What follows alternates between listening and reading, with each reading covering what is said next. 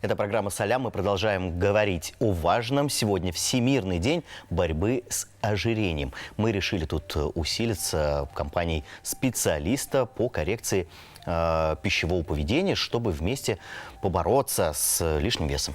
У нас в гостях Ольга Хафизова. Оля, доброе утро. Доброе утро. Доброе утро. Но все-таки борьба с ожирением, борьба с лишним весом, вот ожирение как-то страшнее звучит, да? Ну, лишний вес, ну, типа пару килограммов, все так легко. А ожирение – это серьезная проблема, это супертучные люди. Вот такое представление мы себе, такую картину рисуем. Это, скорее всего, уже тяжелое прям такое ожирение, когда вы себе представляете, что человеку просто тяжело передвигаться. Да. На самом деле ожирение – это не значит, что человек очень-очень-очень прям большой. Например, талия у мужчины 102 сантиметра и более – это уже ожирение. Для женщин эта цифра порядка 96 сантиметров. Эти женщины ходят вокруг нас. Это уже считается ожирением? Первая стадия, вторая, третья. У мужчин 102 сантиметра талия, вот, замерьте, пожалуйста, у женщин 96. Ну, может быть, больше. все-таки, да, не будем отходить от традиции, прежде чем мерить талию и, замерив, увидев там 102, может еще узнать, какого роста этот человек, может, у него Кстати. нет проблем или Ну, какого... вы представляете, какого роста должен быть человек, чтобы для него талия 102 была нормой? Честно говоря, нет. Я тоже. Ой, в общем, что делать этим людям, если вдруг они сейчас поняли, что у них ожирение? Ну, многие скажут: ой, ладно, жил, да и буду жить дальше так же. Не пугаться, вполне возможно, что человек будет жить так же, как и дальше. Я бы рекомендовала, если вы подозреваете, что есть проблемы с весом, обратиться все-таки сперва к своему участковому или неучастковому терапевту, пройти анализы, пройти исследования, потому что ожирение – это не гарант каких-либо заболеваний. Например, есть интересные исследования, которые показали, на мужчинах были интересные исследования с избыточной массой тела. И, например, мужчины, которые имеют избыточную массу тела, но много двигаются, они более здоровые, они живут намного дольше, чем мужчины без избыточной массы тела, но которые постоянно сидят и мало двигаются. Вот вы сейчас удивили. Потому что знают, что у них в запасе что-то есть еще, да? Опять же, есть интересные исследования, которые показали, что действительно есть процент людей с ожирением, но на здоровье это никак не сказывается.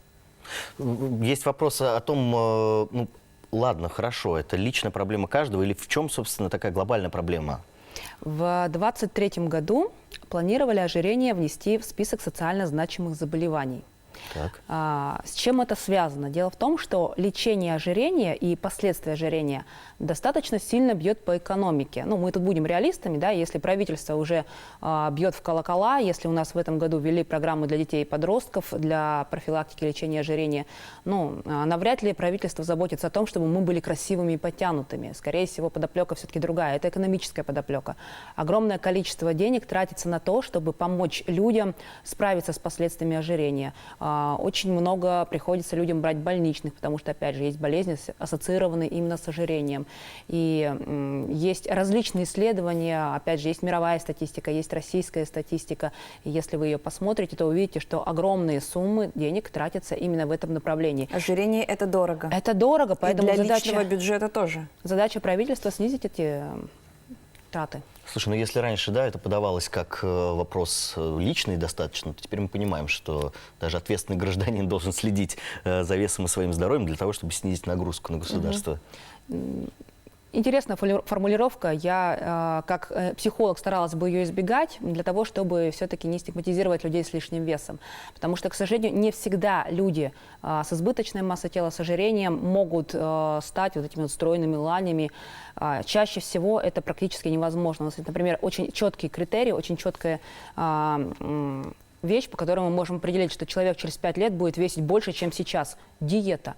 Любая диета приведет к тому, что через 5 лет человек будет весить больше, чем он весит сейчас. Частая история, которую я встречаю на консультациях, когда женщины начинают снижать вес в 60-70 килограммов, считая, что с ними что-то не так. И в итоге сейчас у них вес за 100 килограммов. И когда они смотрят на свои фотографии, у них к себе вопрос: зачем я это с собой сделала? Ну, то есть диета не панацея, в принципе, об этом все чаще и чаще говорят, но вот вы затронули вопрос ожирения именно начиная с подросткового возраста. Вот мы с Лилией вспоминали сегодня уже вот эту фразу: пока не съешь вот все, из-за стола не встанешь. Я сам ее помню. Я тоже какая-то помню. Традиция доедать все до последней крошки, до последней ложки, чем чревато. Но в ресторан вот сейчас, да, тоже придешь, ты же за это денег заплатил, надо доесть. Вот до сих пор это есть ведь у нас. Я думал, ты только на свидание ходишь. Прости, пожалуйста. Оля. Если вернуться к этой фразе, нужно понимать, что мы с вами поколение, воспитанное бабушками и дедушками, которые прошли войну, которые прекрасно знают, что такое голод. Например, моя бабушка, я ее вспоминаю, она из Крыма была эвакуирована на Урал, и она до конца жизни собирала крошки в ладошки и съедала. Ну, потому что как это оставлять, да? Соответственно, такая же идея прививалась. Оставлять еду на тарелке нельзя. Для наших бабушек сытый ребенок – это, наверное, нонсенс, скорее всего. Это странно. У них не было такого в их детстве, в их юности. И, соответственно, наши родители, это родители уже воспитанные этим же поколением, они воспитывают нас. Отсюда и идея, да, все, что есть на тарелке, нужно съедать. Не оставляй силу, оставишь, не оставляй там удачу свою. Почему оставишь. не нужно? Почему не нужно? Почему не нужно заставлять ребенка есть, если он говорит «не хочу»? Ну, в норме, опять же, давайте так, у здорового ребенка в норме, да, все-таки пока еще очень неплохо работает вот этот внутренний стопор, когда он знает, что все, мне достаточно. Дети, как и взрослые люди, иногда могут есть больше, иногда могут есть меньше. Родители это прекрасно знают, да, когда ребенок идет в рост, он перед этим может очень много кушать, набирать вес, потом выходить в рост, и это нормально. А бывают моменты, когда дети едят не так уж и много, но родитель начинает тревожиться. У меня ребенок плохо ест, я что, плохой родитель? Боже, у меня ребенок похудел, я что, плохой родитель? Многие родители говорят, разве он может контролировать этот процесс, так он всю жизнь на сладком так и просидит, только я знаю, сколько мой ребенок должен есть, мой ребенок еще не способен оценивать. Естественно, ребенок, как любое существо биологическое, будет тянуться к сладкому, там много энергии. Но это больше, наверное, вопрос все-таки пищевых привычек. Если у вас дома постоянно стоят конфетки, печеньки на столе, и вы их все время хватаете, надо, не надо, ну, естественно, ваш ребенок будет заниматься ровно тем же самым. Убираем печеньки, конфетки сейчас со стола и надолго, и в самый верхний ящик. А если говорить о культуре питания, да, о привычках пищевых, что можете посоветовать? Ну, во-первых, действительно, было бы неплохо убрать со стола вазочки, конфетки, либо хотя бы прикрыть. Интересно, есть эксперименты с мороженым, помнится Прикрыть мне. шпинатом причем. Не обязательно, кстати, просто крышкой. Мы крайне ленивые создания на самом деле.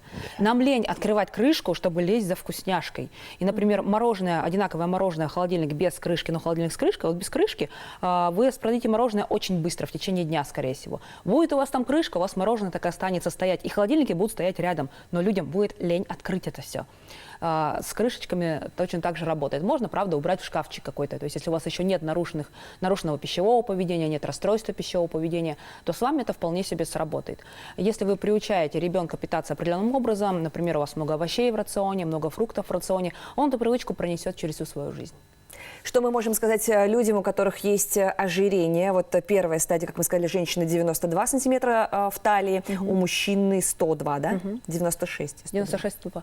Что мы можем сказать этим людям? Что нужно изменить? Что сделать? Ну, во-первых, хочется им сказать, ребят, выдыхайте. Всё Все не так нормально. плохо, во-первых. Сперва сходите все-таки к врачу и поинтересуйтесь, что с вашим К здоровьем. какому врачу? Ну, к терапевту, дальше он уже направит к другим специалистам. Не так часто, на самом деле, бывает гормональное ожирение, будем уж честны, это 3% от всех людей с избыточной массой тела. И эти люди, как правило, знают про свои состояния, но, тем не менее, сердце, почки, печень – это то, что нужно проверить, и прочие показатели. Второе, что нужно сделать, пожалуйста, выдыхайте. Спорт вам не нужен в том смысле, что не нужно ходить в 3 раза в спортзал, по часу там потеть, поднимать тяжести и умирать. Спасибо вам большое. Оля. Спасибо. Физическую активность нужно внедрять в бытовой. Ну, например, да, у кого-то есть привычка по офисному креслу кататься по всему офису. Вот эту привычку лучше оставить, лучше дойти до коллеги пешком. Подняться на 2-й этаж не на лифте, а пешком. Опять же, если здоровье позволяют, если колени при этом не выходят из чата.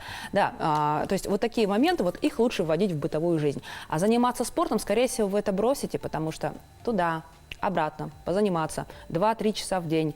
Я мало знаю людей, у которых есть 3 свободных часа в день для того, чтобы пойти позаниматься в спортзале. Вы расстроитесь, плюнете, перестанете ходить, еще и себя обвинять начнете. Так, беседа мне сегодня понравилась. Вроде, да, и о проблеме поговорили, и выдохнули при этом. Вроде все так страшно. Оля суперспециалист. Обожаем Здорово. ее приглашать. Специалист по коррекции пищевого поведения. Ольга Хафизова была сегодня вместе с нами. Активный образ жизни, движение, весна, прекрасная погода. Мне прямо сейчас хочется уже сорваться и куда-нибудь бежать.